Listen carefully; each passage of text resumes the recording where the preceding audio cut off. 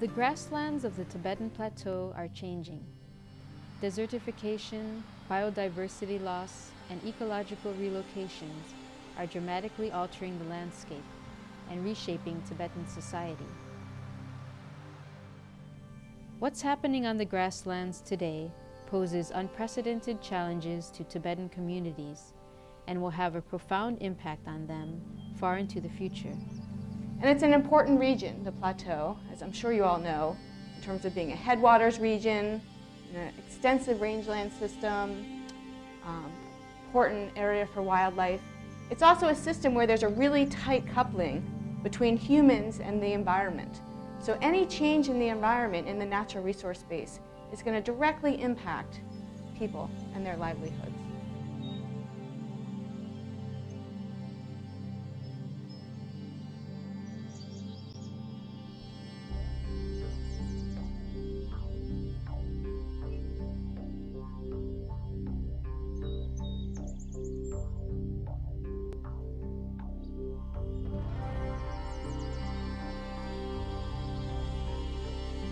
These nomads have lived alongside their livestock on the grasslands for many generations. For them, the most important means of survival consist of livestock, mainly their horses, yaks, and sheep. In the summer, nomads will travel to their summer pastures and live in tents.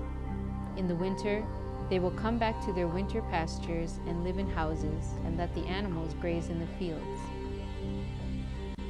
This rotation is done in order to protect the grassland and also to allow the animals more access to diverse grasses.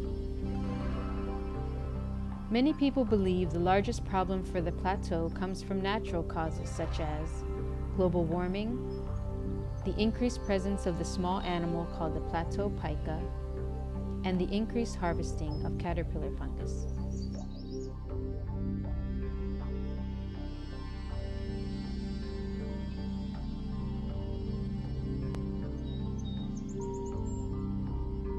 However, many researchers are dedicating themselves to grassland research to discover the real reasons for grassland degradation.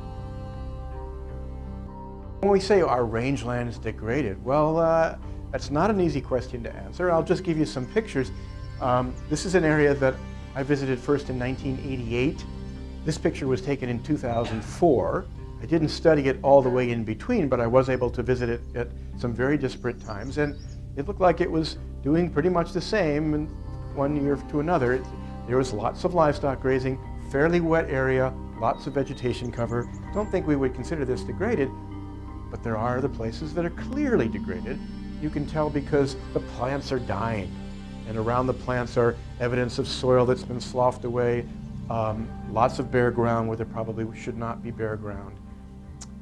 Some places large expanses of vegetation, but the species are unpalatable. They're species that livestock don't want to eat. They're species that respond to disturbance. And these are a part of the ecosystem. They should be there, but perhaps not in quite such large abundance. Every day, the degradation of the grasslands grows larger and larger. What I found was to understand current grassland situation, it's really important to understand the history of it, to know where it's coming from and what are some of the problems have come from and what's the origin of it.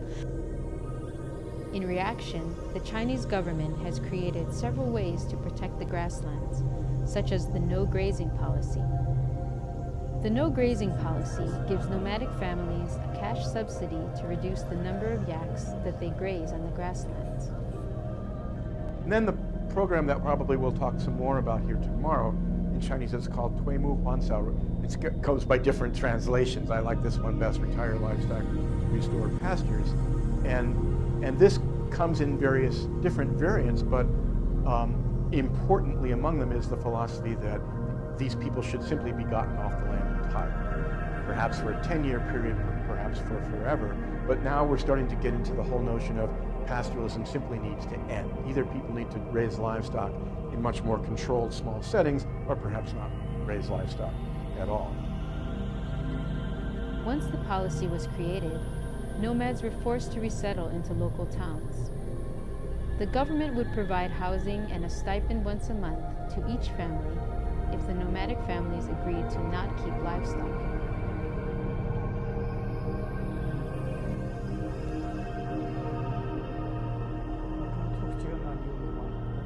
When I visited a village under this project, the people told me that of the 300 nomad families, approximately 90 of them had been moved to the city.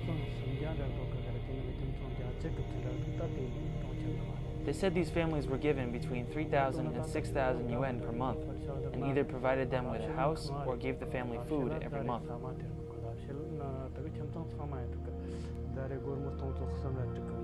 Making the nomads move to a city was forcing them to give up their yaks. Without yak, these nomads faced a lot of difficulties finding work, as they lacked the proper education and skills needed to find new jobs. The nomads told me this program will last for 10 years. After 10 years, they would return to their original homes on the grassland. It is unclear if this new policy will help the grasslands in the short term, but it has drastically impacted the traditional lifestyle of Tibetan nomads. Since they have no livestock, common nomads will have no ability to generate income outside of the government stipend.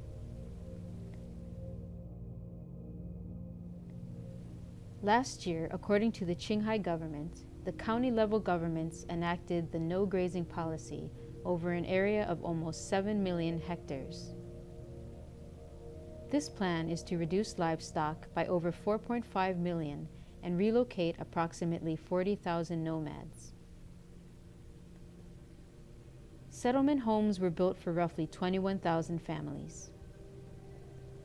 The effects of this policy on the nomads has been quite dramatic. Nomads now face challenges in finding work and maintaining their homes.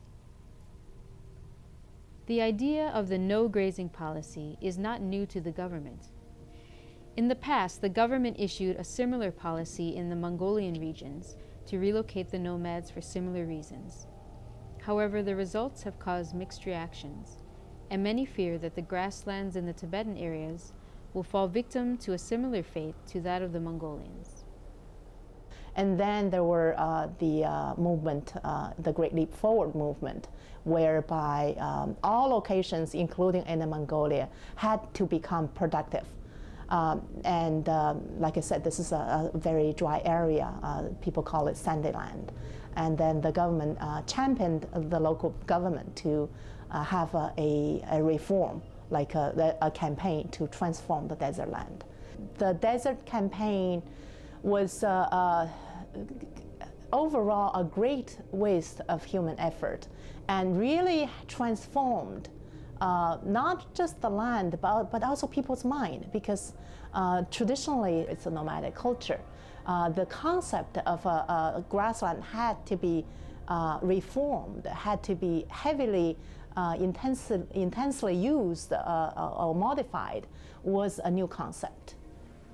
It is very important that we learn from the Mongolian people's experience in order to protect the Tibetan culture and environment. You know, these practices were intended to improve productivity on the land, to make sure the land is more productive, meaning not degraded. But one major unintended consequence of these intensive land use is further degradation. One thing is ecology would come in, because this is a dry area. There's a limited, a certain amount of a set amount of water resources. And imagine if you use up these resources in certain areas through intensive use, then water available for other areas will be reduced. So that will be one way to understand why, with intensive improvement, so-called improvement, why land degradation continues. For now, researchers continue to search for the best solution to protect the environment of the Tibetan Plateau and the diversity of the grasslands.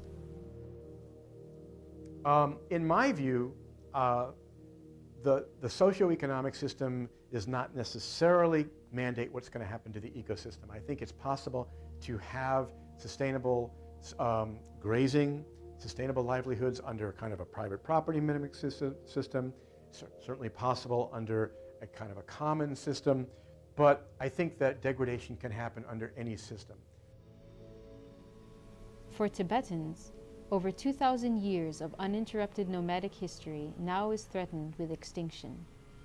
What lies ahead for them and their environment is now in the hands of the government and the researchers to try to find a solution.